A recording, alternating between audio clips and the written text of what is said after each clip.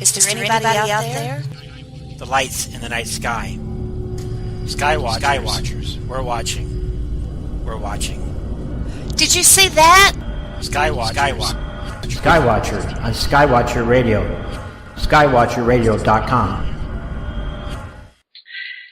Hello, everyone. This is Deborah Jane East for Skywatcher Radio, and I hope you're having a great week. It's been rainy here in Washington, and there's been a lot of stuff going on, and we've got a lot of good shows coming up in the future. But today I have a very special guest, and I'm so glad to be able to have him on my show because we scheduled before, and weird stuff happens with my audio equipment, with Skype, with all kinds of stuff. So I'm hoping that today will go really good.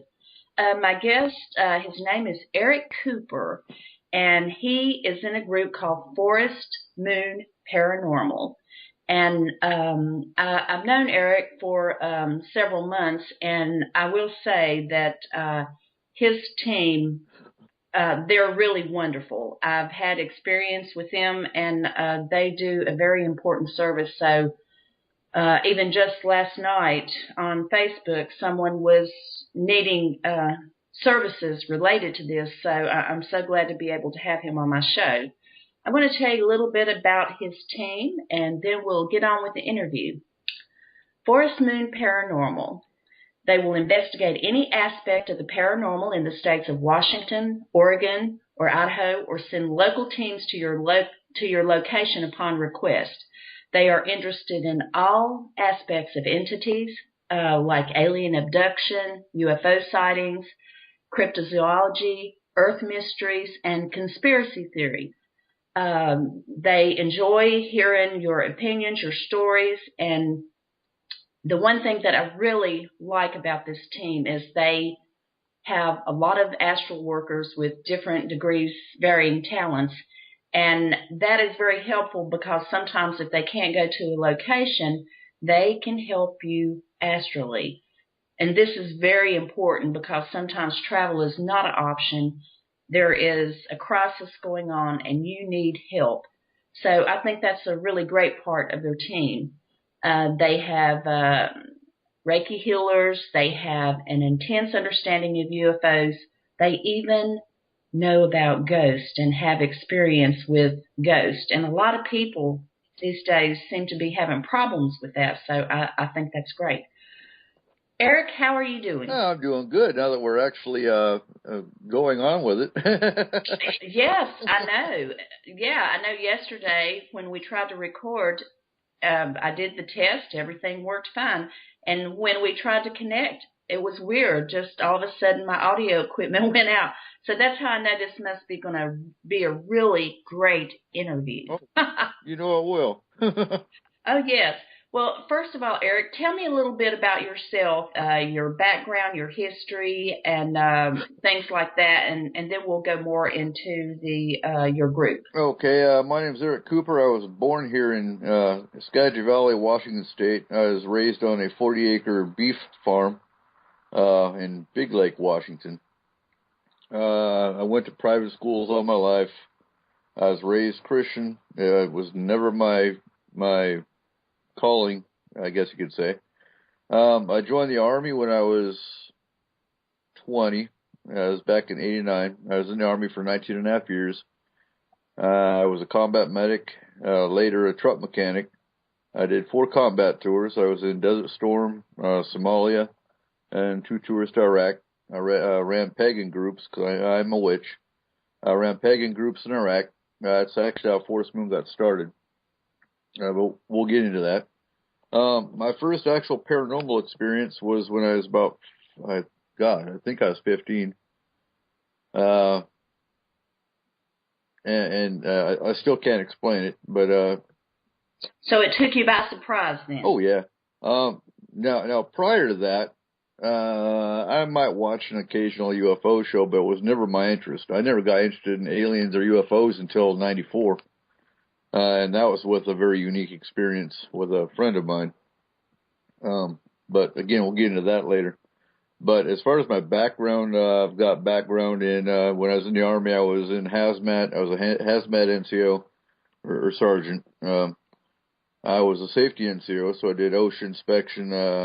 Which it all comes into play in the paranormal, because when we actually go into a physical site, I do have background in electrical as far as the safety aspect.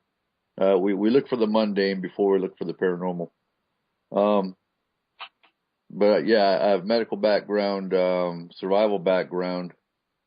We also have a homesteading group that we run, teaching first aid and land navigation, things like that, which goes back to the military background. But yeah, that's me in a nutshell, essentially. Well, let's talk about your first paranormal experience, because I think, whenever you have something happen to you for the first time, it really leaves a mark on you, and it's something that you never forget. Can you explain to everybody, about what happened? Yeah. I had a knee dislocation.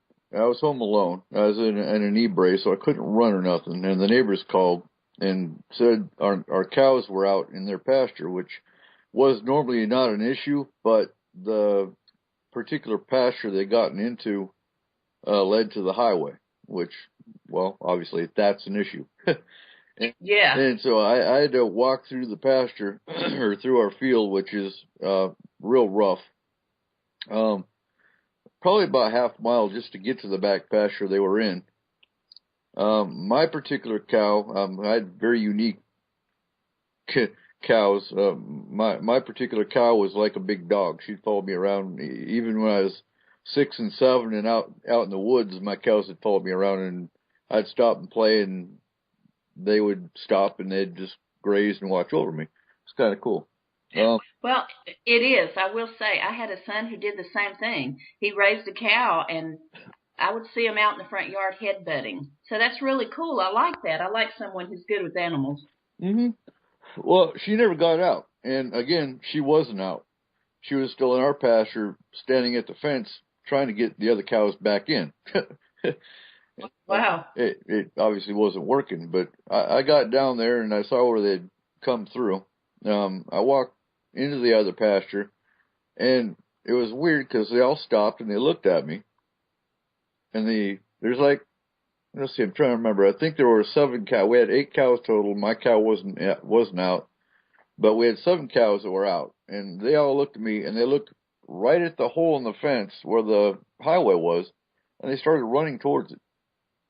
And I don't know what was there, but something scared the hell out of them, because they all slid to a stop and turned around and ran.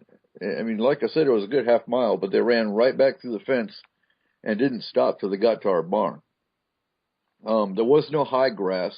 I could see clearly everything that was in front of them.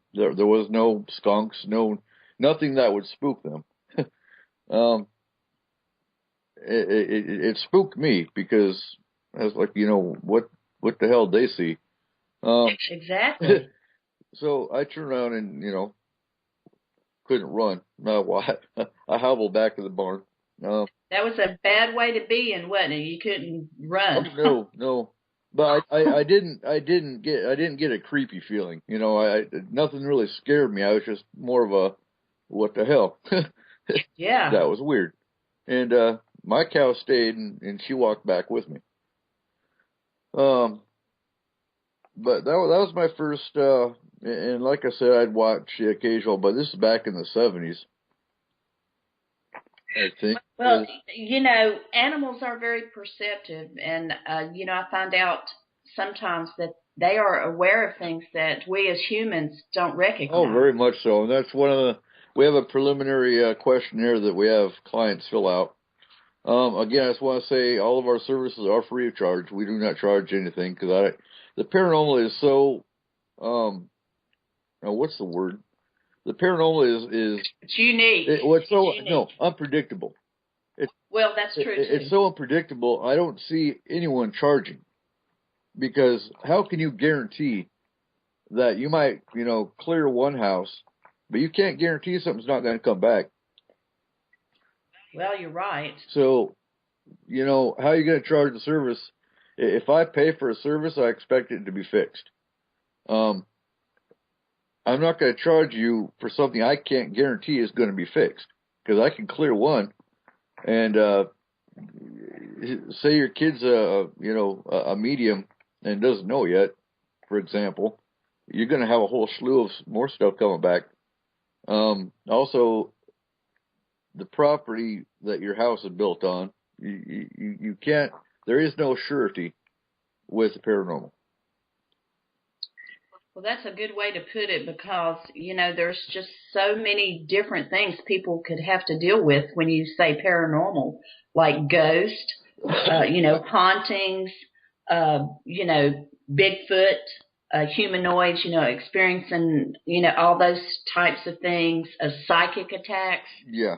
There's just a lot of different things, that could happen to people. Right. What would you say is the most frequent service that that people request from Forest Moon Paranormal? House clearings. House clearing. Yeah. And how do you go about? Okay, let's pretend that I'm calling you and I'm saying, hey, my doors are opening and closing, and I hear strange, weird sounds, and I have smells. What would your team do? Well, first of all, I'll have you fill out the questionnaire. It's very, very extensive. I'll look at it, kind of do an evaluation of what I feel it might be, and I'll pass it off to Tony. Tony LaCroix is my team lead when it comes to the haunting, the entity side of it. He's also our astral team leader. He'll get his team together, and they'll astrally go. Which I need to clarify, we don't just cover. We cover. Honestly, we cover globally, because we actually had a case in Africa a couple nights ago. Wow, cool. And so a physical inspection, we'll cover Washington, and if we have the gas, I'll go to Idaho or Oregon. But yeah, no, we're actually when it comes to the astral, we do global clearings. And as you know, if you need psychic protection, we do protective detail essentially as well. And I will say that this is no joke. When you contact Eric and his team, they really work hard to do what they say they're going to do. And recently I had to use his service, and it worked. It worked. So this is real. This is not a joke. It's not a game.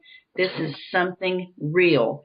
And I will say this, for anybody in the world to be able to contact you or your group and to have you take the time and the attention to help these people, it's wonderful. You do it for free. And, that tells me this is something that means a lot to you. Oh, yeah. Hands down. Now, a lot of people don't understand what astral is, and I'm going to explain that. Astral is, I guess, if you're into conspiracy and some of the government background, the closest I can explain it would be back when the Army and the CIA were doing remote viewing. It's very similar to remote viewing, but we don't need a navigation point, because we use people's energy to find them. Astral is like another dimension. The astral is where you'll find fairies. It's where you'll find dragons. You will find many of what people call mythical creatures that aren't really mythical. They're actually here. So our team will basically leave their body and go astral, which all they need is a picture or to talk to you on the phone, and they can trace your energy to you. When it comes to psychic attack, it's very simple. They'll find the energy trace of the person that's attacking you, cut the energy line so that person can't find you again, and then do a protective shield around you. That is way too cool. That is way too cool. And in these days when people, when they hear about this stuff, they say, well, things like that are not real. They don't exist. Well, I will tell you, it is real and it does exist. And the people that contact you, are you sort of like, there's no place for them to go. You don't look in the phone book and find, paranormal things. So that's really great. Do you get referrals from people, or do you mainly, do you advertise your group a lot on Facebook, right? Yeah, we're all over Facebook. We're also listed in the paranormal. What's her name? It's a listing of paranormal groups. I'm drawing a blank. Oh, I do that all the time. But that's good, because being able to find you is a very important thing. Tell us a little bit about your team members. I mentioned a little bit that they all have different varying degrees of talent. Can you tell us a little bit about your team and some of their experience? I'm not going to go into their experience. That'll be maybe if you want to do another show with some of the team members, that'd be cool. Oh, great. I've got Tony. Like I said, he's our team lead. And I will say I'm a disabled veteran. A lot of our group are also either prior military or veterans as well. A couple of them, I think, in the group, because we're 2,000 members in the group, but when it comes to the actual team, we're small. But some of them are active military still. So we actually take this on a military front. Being military, a lot of us aren't scared. It takes a whole lot to scare us. So we don't get scared of shit. I respect that. I really respect that, because there's some scary ass stuff out there. Oh yeah. Tony is prior military. He's prior infantry. Let's see. He's also a Reiki healer. We do have another Reiki healer on the team. If the client is hurt, or if one of our team members gets hurt, they can do a Reiki healing on them. I also have a demonologist out of Seattle. I call in for referrals. I have 2 mediums on the local team that I bring in as far as physical investigations. I have mediums that come in with me. Like I said, I'm a witch, so a lot of our we are a pagan group, but we are open to all religions. When it comes to the clients, we try to use their religion, like call in a Catholic priest, whatever their religion is. We try to respect that. Do you find that people really don't understand, when you tell them that you're a witch or that you're pagan, do they understand exactly what that means, or are they still going, back in the old days, when you said witch, people, what they did? They burned people at the stake. They did all kinds of horrible things. But in this modern day and time, it's totally something different. I think it's more open, but a lot of what they understand, they get from TV. I hate the media. The perceptions the media brings on, especially some of the news that are completely conservative and hate anyone that's not Christian. We do get a lot of that. We do live in a very conservative community, but I think it's opening up a little bit because Forest Moon is here now, and they all know we're here, but we don't get any kind of discrimination up here. Oh, I'm glad to hear that. I'm very glad to hear that. And I think that's important, because in order for the community and people, that need help, they need to be able to, they got to get to know you. They got to be accepting that you are doing a service that really helps a lot of people. So I'm glad to hear that part. Well, it's even funny because I'm friends with the mayor of our town, and he is very, very much Christian. But he's also the editor of the newspaper. He runs the newspaper here. And he's going to feature us with a couple of other witches in the Concrete Herald for October.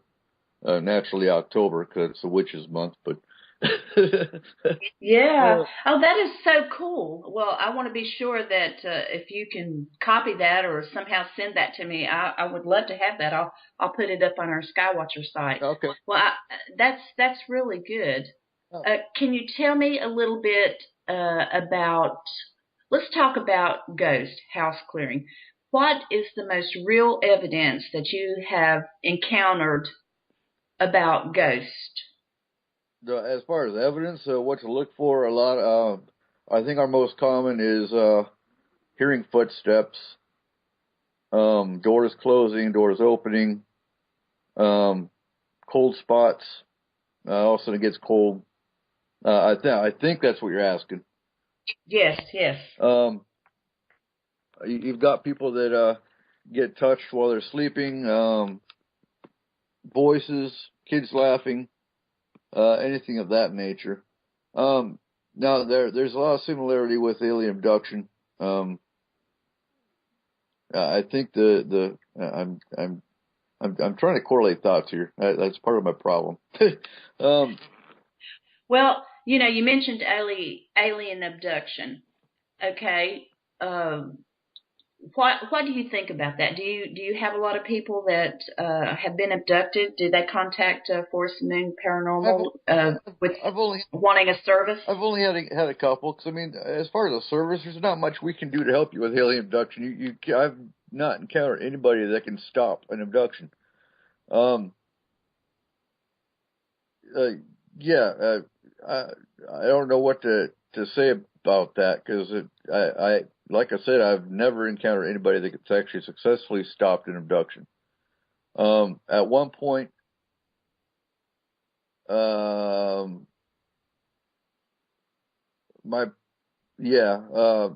was sleeping and a friend of mine left her body and successfully stopped an abduction at one point. But I don't know what to believe with that, because, well, she turned out crazy. Wow. Yeah. Well, abduction is, I found out in doing, research for my radio show and talking to, gosh, I don't know how many abductees that I've spoken with. And I'm also working with the Free Organization, which is an online open air university to help people that have been abducted, doing surveys and offering services.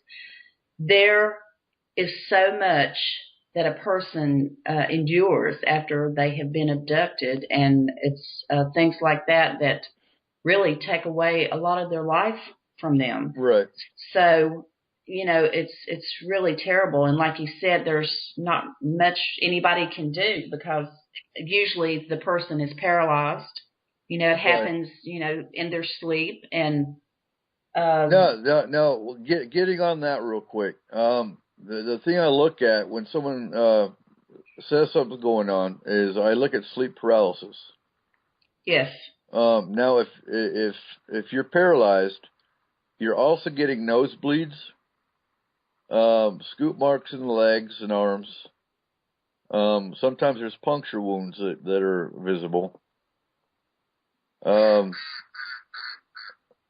have a camera with if you could hear the duck in the background. I like that.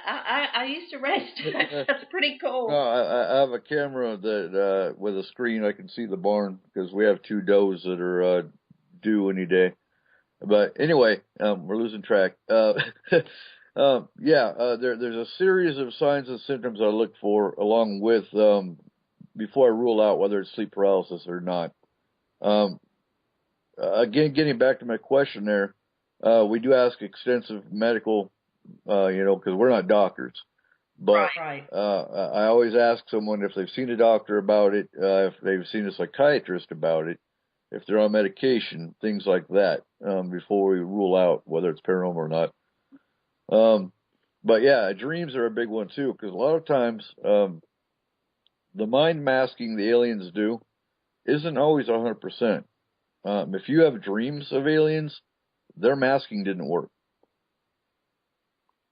Oh, wow. I've never heard that before, but that makes sense. Because they're very good, especially the Greys, are very good at masking, basically blanking your mind so you don't remember the abduction.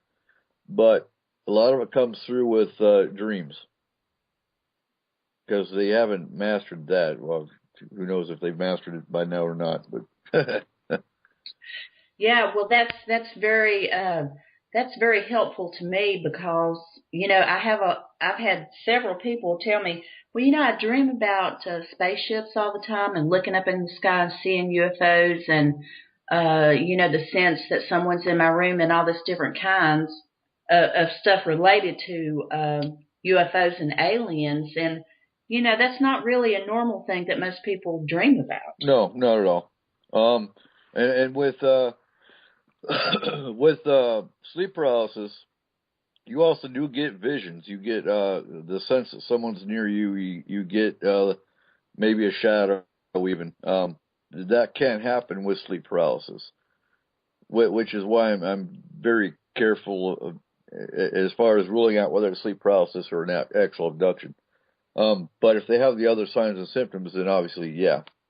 Also, a lot of times UFO sighting came along with it. Yeah, so all of things just, add up to, give you a clue, to what's going on. So I can tell that you're you really do investigate a lot of details and about, the events that are going on so you can put together the whole picture. And really that's what you have to do. Well, we have a case in Florida that happened about a month ago, and I actually did contact the MUFON director to get the Florida team from MUFON into that, because she actually had a landing site, and oh God, I love more than anything to go to Florida, but yeah, no, that ain't gonna happen. Because with landing sites, one, there would be radiation traces. A lot of times with landing sites, the grass and the plantation doesn't grow there anymore, again because of the radiation. It's the same thing with crop circles. Crop circles, back years ago when those English guys came out and said they did it, yeah, bullshit. Because a true crop circle, the actual stalks of whatever the crop was, I'll use corn for an example, but the actual corn stalks were intertwined. And the cellular structure of the stalks was altered. That's how you can tell the difference between a true and a hoaxed crop circle. Because I'm sorry, but a couple English blokes with boards that were stomping down the corn, yeah, they wouldn't be able to intertwine the stalks. That'd take hours. No. And when there's like 5 or 6 different crop circles in one night, yeah, okay. I mean, some of the designs of the crop circles are so intricate. You think there is no way anybody could, manufacture by boards or whatever means to design something like this. So it's really a unique thing. Now, Forest Moon headquarters, the actual Forest Moon group, because Forest Moon Paranormal is simply one aspect of Forest Moon that we do, but it's the biggest one. Forest Moon is actually 10 years old this month. Wow, congratulations. Thank you.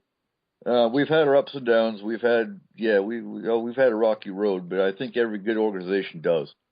I'm going to say this real quick.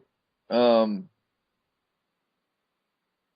only other astral group that I know of is Abron Zell's Gray School.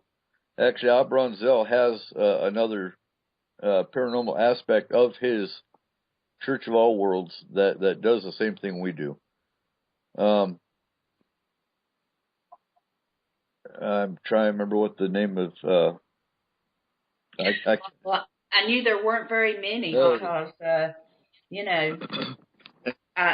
actually yours is the only one that I've encountered on Facebook or any of the social sites. Your group is the only one that I really see. His is a lot more secretive, I guess you could say, harder to find. And they actually set up more for the magical community. They set up more to protect the magical community from outside attacks.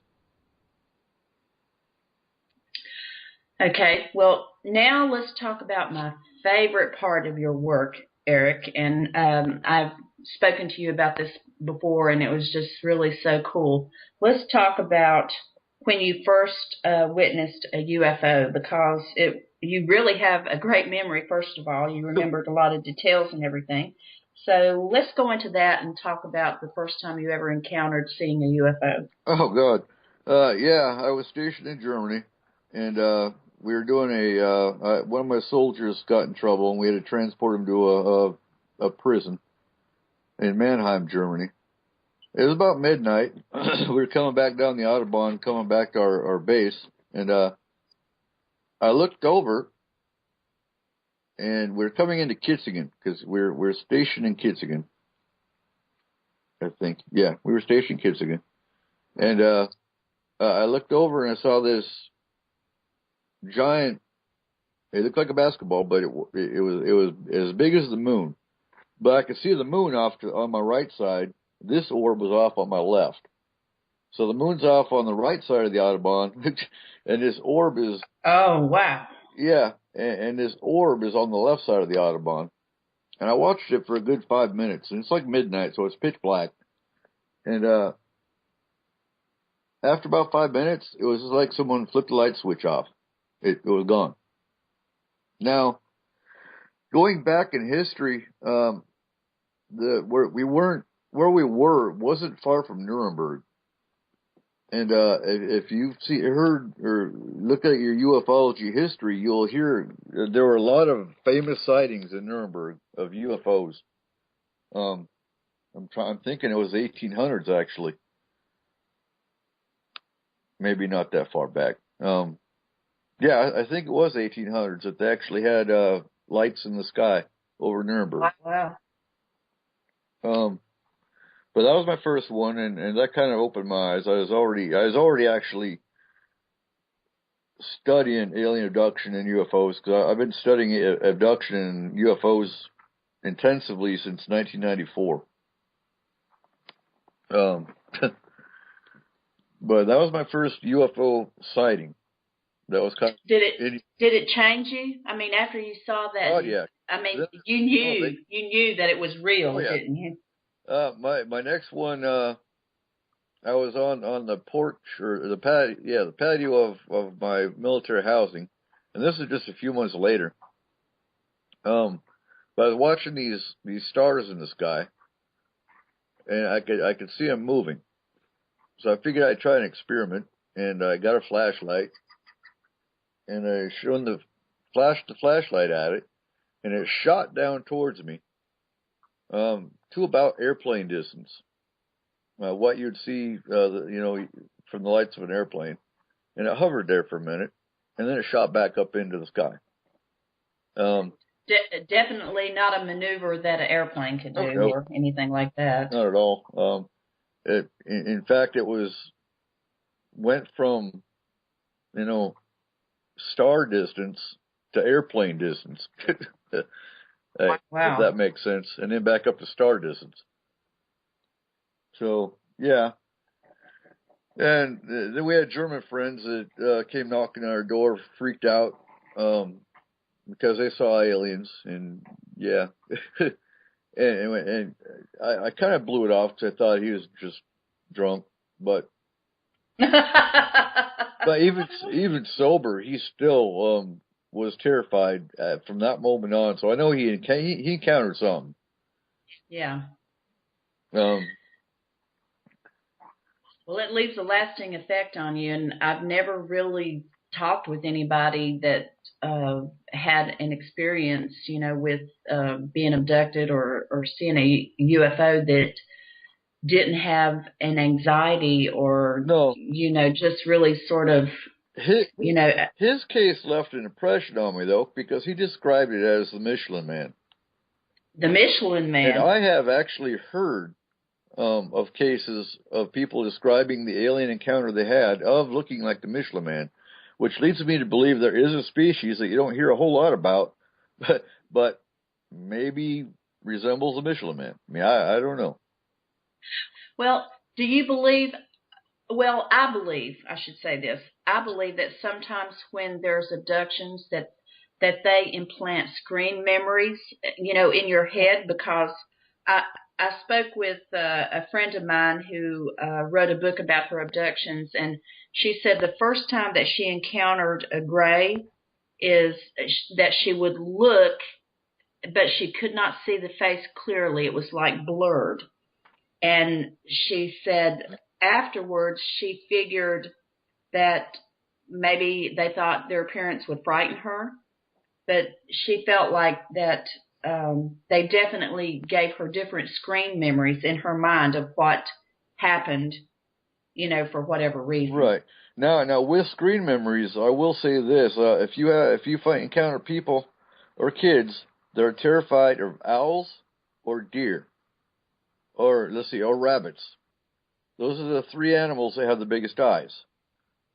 Yes. And a lot of times, the screen memories will be the aliens will come to you as deer or rabbits or even owls, because there's been people where there were owls outside their window. What turns out it was an alien abduction.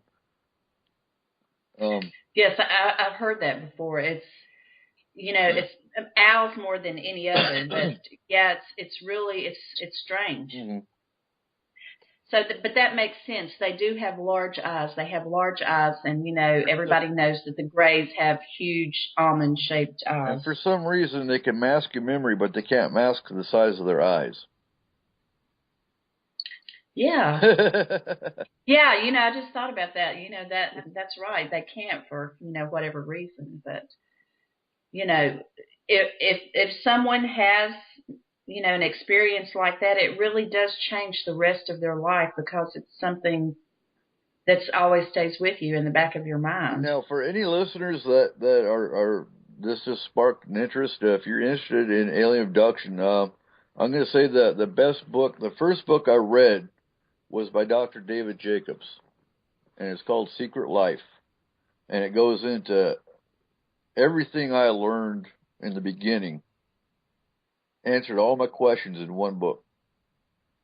And oh, that's great. Gosh, I'd like to read that myself. And it's called Secret Life. Secret Life by Dr. David Jacobs. Yep. Awesome guy. He was a professor. I can't remember at what university, but he was a university professor in history, and focused more attention on alien abductees. This is back in the 90s, when the hybrid program first kind of started coming out. Back in the 50s, Eisenhower made a contract at Wright-Patterson Air Force Base with the Greys, and you'll never find documentation of this, but I take a lot of conspiracy with a grain of salt, and the more I hear the same conspiracy, it's not conspiracy once it's proven, but once I start getting more pieces to that puzzle that kind of fit, then I'll take it a little more realistic. I've heard enough about Eisenhower and his contract with the Greys that I don't think it's conspiracy, it's fact. Do you want to explain to our listeners what that treaty actually was? What were the specifications? In general, on that treaty. I'm thinking. He made a contract with the Greys that they could abduct a certain number of humans in America. I don't think he spoke globally, but in America, in exchange for technology. Well, if you look at, it's amazing looking at technology, how fast it spiked. Oh, yes. Back when I was a kid, you were lucky to have a computer. Oh, very. My first computer in the 80s was a Commodore 64. Oh, no. Me too. And boy, it's a monstrosity, when you think about that and what we have now. Yeah. We went from, within 20 years, we've got cell phones that are as big as your wallet, or we have internet. We have fiber optics came from the Greys. The cell phone came from the Greys. We have holograms. Did you see the release that Microsoft did about their new hologram technology that we're going to be able to access? This technology, you could actually walk around in this hologram and reach down and look at rocks, and they could actually project you into, say, like the moon or different places. I mean, it was really incredible. I just can't believe that they've had this technology, and that has to have come from aliens. Yeah, it has to. To me, that's creepy. Yeah, it is. It is. That's just creepy. But yeah, the Greys essentially they needed. I don't know why they're abducting us now, because they got what they've needed. Back then, they were a sterile race. They needed our DNA to procreate and to make a hybrid. That's why it was called the hybridization program. And a lot of the abductees, you'll see, they were impregnated. They carried the baby, I believe it was for 2 weeks, and then they were re-abducted, and the fetus was taken out and put in the alien nursery on their ship. It sounds far-fetched, but it's not. Well, this is exactly what I've heard, Eric. This is exactly what I've heard. You'll read about it, all of it in more detail in that book. But I have encountered abductees that have described the same thing without reading that book. These are people that didn't even believe in aliens, that had no idea what was going on. And yeah, over the years of encountering abductees, and knowing some personally, yeah. Well, you know, just this aspect alone is what really confuses me, because there are a lot of groups out there, you know, the Starseed groups, and, you know, the aliens are space brothers, and they're going to help humanity and do all this. But, you know, what is right about being, you know, there are people who are abducted. They have forced examinations. Women have their eggs removed. Men have, you know, they are experimented on. They have all kinds of invasive things, you know, done to them. And how could that be right? How could you say that is something friendly? Because if a human being broke into your house and did those things to either a man or a woman, they'd be in jail. Oh, they'd be shot. So, no, if they came here, they'd be dead. Yeah. Yeah, I mean, really. I think the best, I'll say too, I think Travis Walton's Fire in the Sky shows it best. And then you've got, what was the name of her movie? Fourth Kind? Yes. Yeah, Fourth Kind was an awesome movie too, because Oh, I love that movie. It was really creepy, and I'm not creeped out easily. No, it hits the nail on the head, 'cause that's exactly what happens. They did their homework. They actually got abductees, or they did their homework for that movie. That's for damn sure. Oh, yes, and I highly recommend that, and I do believe it might be on YouTube. But these kinds of actions that, gosh, I'd say probably, I don't know what the percentage, but a high amount, 80% of the women who are abducted, that is what they do. They are either, and I hear about men too saying that they had a female hybrid, you know, came in and they had sex. Yeah, forced to have sex. In some cases, they had semen removed. Yes. Yes, and those kinds of things, I tell you, is that who you want to call your space brother? I don't think so. I'm kind of mixed on that, because I think of all species, the ones that are the most in our corner are the Greys. Why do you think that? Well, because you've got the reptilians. Now, the reptilians I've encountered twice. Oh gosh, I got to hear about that, please. Tell me about the reptilians, because I guess of all the different extraterrestrial species, the reptilians are the ones that frighten me the most. Well, I hate them. I despise them sons of bitches, and they hate me too, apparently. But I was stationed at in Atlanta, Georgia, at Fort McPherson, and I can't remember. I can't remember how I knew it was reptilian, but I knew it was. 'Cause I don't think I'd ever even heard of them until then. But I was outside my apartment, and there was just I had a shrill, electronic sounding, piercing tone hit my head, inside my head, and I got an instant headache and nausea. And I looked down, and there are these little praying. This is one sign that there's there's a number of signs you need to have to know if there's a reptilian present. Just a praying mantis isn't one of them, but it is one of the signs. But there were praying mantises, which I'd never seen before, sitting outside my apartment. And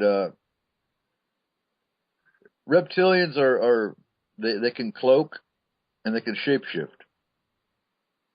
You will never know that they're one sign of them is, I'm trying to think how to describe it, but it's a stench they can't get rid of it, but there's a stench they give off that smells like a combination of death, garbage, and sewer. You can't put words on this smell, and you'll just get this feeling of impending doom. Oh, wow. But I guess. So what happened then? What happened then after?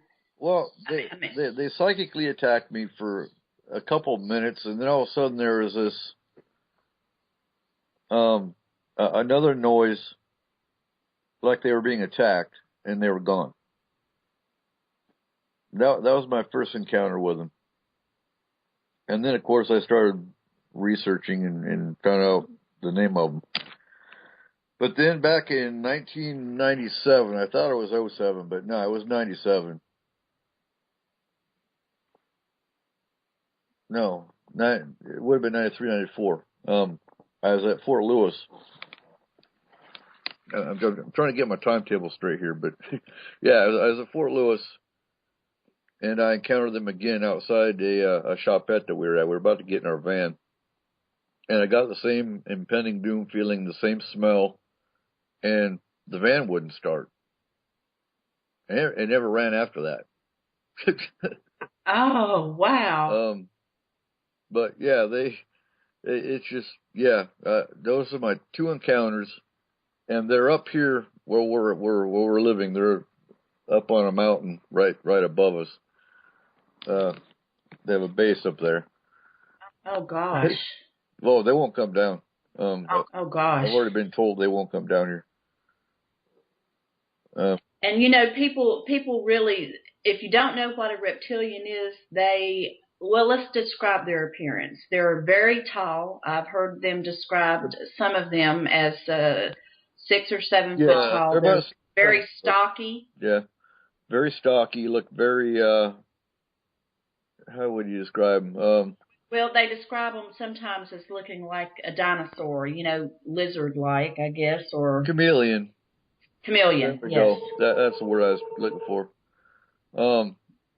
But you won't see them in physical form. If you do, and they're very smart too. They have high IQs, right? Oh yeah. They'll know you're coming before you even get there. They're very psychic, and they have very, very high technology. You don't want to deal with them. Well, people laugh about the reptilians, but the bad thing about them is what they have for supper every night. Do you want to talk a little bit about that? Oh, they're flesh eaters. Flesh eaters. Yeah, they're flesh eaters. They eat humans. That's just about as plain as you can get. They eat humans, so I really don't want one as a neighbor. No. Well, they live mostly in the mountain areas. They don't like humans. They despise humans, so they won't live around you.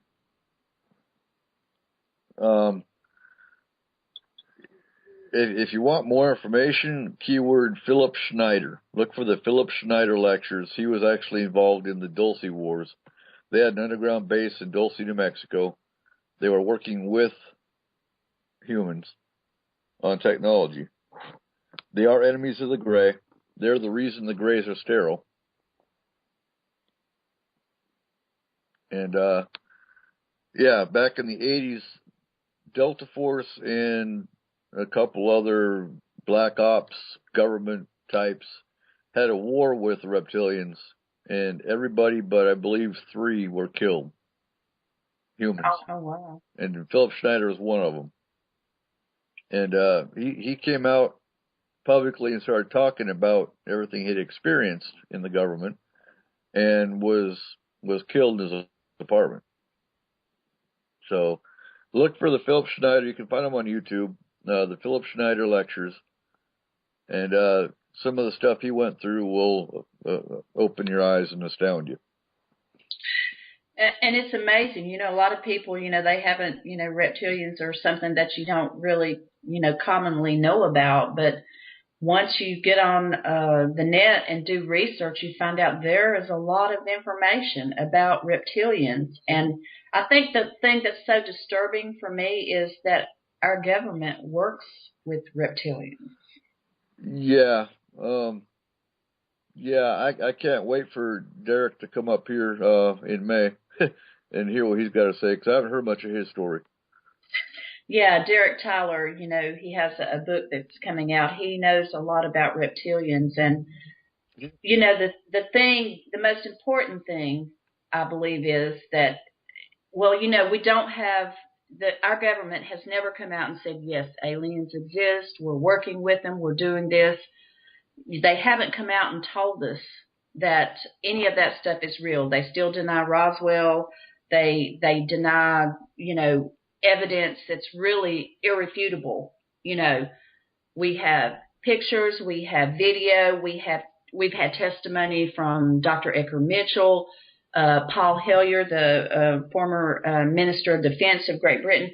We have a lot of other countries saying, yes, they are real, but our government has not disclosed to us. And I think it would be very important for, you know, humanity to know that there is a race out there that is basically using us for food. Yeah. Another awesome author is Linda Moulton Howe. She goes into a lot of the alien types, if I remember right, and a lot of the more bizarre cases in her books. She's very good. I met her at a conference, and she's very knowledgeable, and she has also done a lot of documentaries, and so she really is a good resource. Yeah, she originally, before she, if I remember right, before she got into the paranormal fields, she did a documentary on cattle mutilations. That's what first sparked her interest, I believe. And correct me if I'm wrong, that was back in the 90s again, I think. Yes, I believe so. I believe it was. But look for her book, Alien Harvest, and it's nothing but animal mutilation cases. And she's got a 2-book series. I can't remember the name. I'm trying to see my library, but I can't. That are very intense and very knowledgeable. And it's very important. Yeah, there's a lot of good researchers out there that really, you know, writing a book, you know, like that, you have to do extensive research and get documentation. So I really, my hat goes off to these researchers that use their time to research this stuff and to give us, you know, correct information, because there's always disinformation out there. Yeah. But the people that are serious, like Linda and James Bartley and many others, you know, they really do a good job at getting, you know, the right information and stuff for us to digest. Yeah. Real quick, we do have an astral team training. The prerequisite for joining our astral team, though, you must know how to astrally travel already. So that does limit a lot of people. I am looking for researchers, though. If you're knowledgeable on cryptozoology or anything like that, we could always use you. But our next astral team training is going to be in about the middle of March. We're getting psyched up for that now. That's great. You have your team, I tell you what, you really do cover a lot of areas. I mean, a lot of different things. So I really appreciate your service and that you do this. You and your team, you work hard. You do a great job. You don't charge a penny. You really care about these people that are going through this stuff, and there's nowhere else really that they can get help. So I think that Forest Moon is does a very good work, and I'm so appreciative of what you guys do. How can people get in touch with you? I can be reached directly through email. Medicine Eagle, it's MEDICYNE_Eagle@yahoo.com. Or just go on Facebook and look for Forest Moon Paranormal. Make sure you go to the group, not the page, because I can't even access my own page because Facebook deleted my account last year. Oh, gosh. And, yeah, and I had 5,000 plus friends within my network on that one, and so I had to start all over again. Wow. That's how you know that you're onto something, when Facebook does things like that. Well, that can go one of two ways. I have a hunch it was because I'm pagan, and it was a conservative group that we got into it, and I think they reported me on Facebook because they didn't like the fact I was pagan. But again, you can't prove it. So. Well, you've really, you've overcome a lot of difficulties, in doing all this stuff, and you certainly are persistent with making sure you have a good team and that you offer a good service to people. And I will say your knowledge is really extensive, and I can tell, you've really done your homework. You have to. And the part I like about you, Eric, is I love the part about the homesteading, and you have all these animals, and you embrace the earth, and you're all involved with doing things in a good way. You're living off the earth, and I'm sure you plant gardens and you harvest and all this stuff, and not many people do that kind of stuff these days. I was raised up doing that. So when you were talking about your goats and all this kind of stuff, I thought, yeah, that's up my alley because I did that. Well, I think a lot more people are starting to try to do apartment gardens and, get a little more into it because the government's unstable. The society in general is unstable. So you kind of have to look out for yourself. Well, you do. And, I think in this day and time, we need, if something happened and we did not have access to our money, in the bank and, some kind of crisis happened, we wouldn't have money to buy food. A lot of people, they don't have anything stored up. They don't have anything for emergencies. And I think, we should be prepared if something happens, and planting gardens and having those resources will be the key to our survival for a lot of us. Very, very much so. And that's why we have our homesteading group as well, because, we have beekeepers, we have, we have an extensive, and if you want to look at that, again, on Facebook, go on, look for the Skagit Homesteaders, and you'll find our group. And we have a huge, huge library, and we have people that post daily links to self-sustaining environmental stuff. So, yeah, you can find that again on Facebook.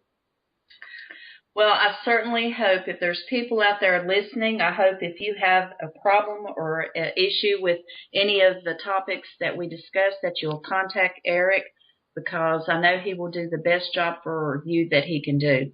Oh, Eric, thank you so much for being patient, and we're finally got this show done. So I'm very happy, and I hope that in the future that you can come back on the show and update us what's going on with, Forest Moon Paranormal. Thank you so, so very much, and I will post all your links on my Skywatcher Radio Show Facebook page. And if people want to get in touch with you, and I've already got a couple of referrals for you that I'll do after the show. But thank you so very much for being my guest on Skywatcher Radio. Well, thank you for having me. Also, real quick, I'm on Twitter. I don't go on there very much, but I am on Twitter at Warfighter of Washington. It's actually just Warfighter of Wa. So you can look for me there as well. And I will be sure to put that on there on our Facebook page as well, because a lot of people use different things. A lot of people just they like Twitter because it's short and it's quick, and some people use Facebook or Google Plus or whatever, but it's important to try to be involved in all different kinds of media so that people can reach you.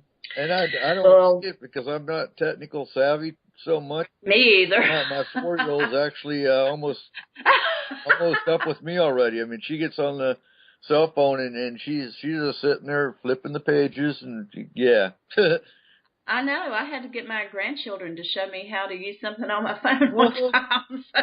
Yeah, so it's like, yeah, but I want her to be that way. I want both my kids to be that way because they're the next generation, and their technology is just going to blow our minds. You're exactly right.